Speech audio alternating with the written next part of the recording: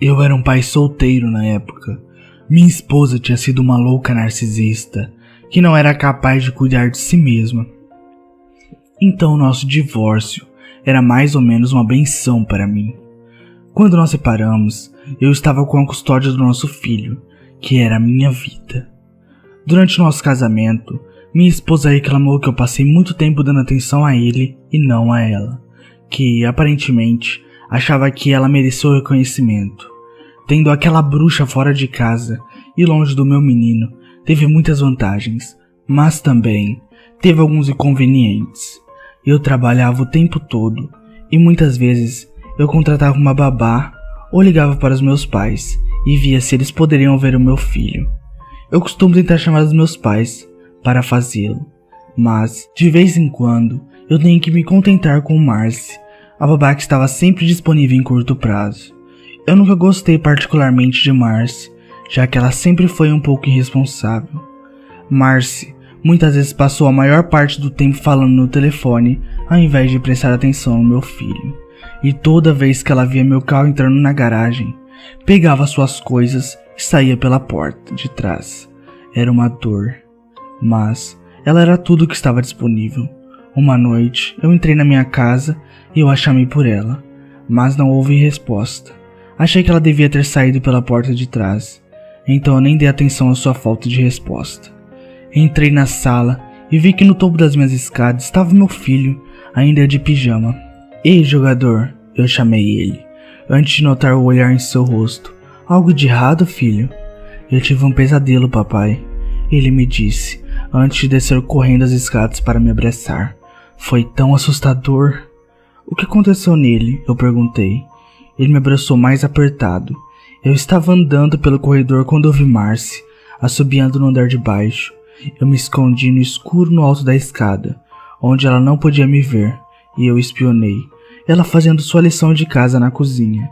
Depois de alguns minutos, a porta da despensa atrás dela abriu silenciosamente. Ela estava ouvindo sua música, então ela não ouviu.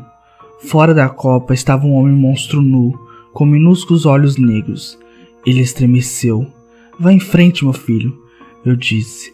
Bem, o homem monstro a observou por um longo tempo, e então ele assinou com a mão para o armário na sala de estar. Ele abriu, e outro monstro saiu daquela porta. Ela estava focada em sua lição e sua música, e estava escuro, então ela não ouviu também. Os dois homens monstros olharam ela por um tempo, antes que o segundo homem monstro acenou para a janela. A cortina foi afastada, e havia outro homem monstro por trás dele. Marcy não ouviu. Então, o terceiro homem monstro acenou para a porta do porão, e dois homens monstros saíram. Eu estava tão assustado, papai, mas eu tentei ficar quieto, e nenhum deles me viu. Todos eles observaram Marcy por alguns minutos, antes de um deles atrás dela começar a rugir. Ela não ouviu, ele resmungou mais alto. Ela fez uma careta e piscou. Eu estava rezando para que ela não virasse, papai, mas ela fez.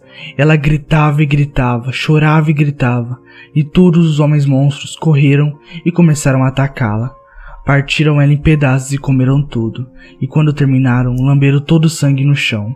Então eles todos assinaram para os outros, e todos eles voltaram para onde estavam antes. Na despensa do armário, por trás da cortina, no porão, e eu só estava no topo das escadas. Eu estava tão assustado, papai. Eu puxei o menino mais perto, e ele suavemente começou a chorar. Eu dei-lhe um beijo suave na bochecha, como eu tentei o meu melhor para confortá-lo. Então, o que aconteceu, filho? Eu fui chamar os vizinhos para ajudar. Eu pensei que se eu corresse rápido o suficiente para a porta, eles não iriam me pegar. Eu corri o mais rápido que pude, mas todos eles saltaram para mim. Papai, eles eram tão assustadores. Agarraram-me e estavam prestes a me comer quando... O que aconteceu, filho? Ele gaguejou enquanto eu tentava contar o resto da história. Você pode me dizer alguma coisa? Filho, o que aconteceu? Eu acariciava seu cabelo quando ele começou a se recompor. Eu disse-lhes que se eles me deixassem ir, eu iria dar você. quando você chegou em casa para que eles pudessem levá-lo, papai. Me perdoe. Tudo ficou em silêncio por um momento, e nesse momento eu pude ouvir uma série de portas se abrindo em toda a casa. Meu filho enterrou o rosto no meu peito. Sinto muito, papai.